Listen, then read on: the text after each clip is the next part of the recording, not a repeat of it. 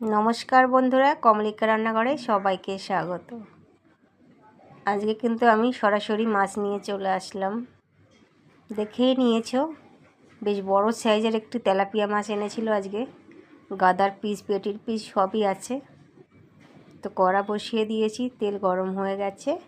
এবার একে একে কিন্তু মাছগুলো ভেজে নেব। আর এটা তেলাপিয়া মাছ, আমি দেখে বুঝতেই পারিনি এত বড় সাইজের মাছ। কিন্তু আমি তেলাপিয়া মাছ এত বড় সাইজের আগে খুব একটা দেখিনি। যাই হোক, মাছগুলো আমি উল্টে পাল্টে লাল লাল করে ভেজে নিচ্ছি। তেলাপিয়া মাছ কিন্তু এমনিই খুব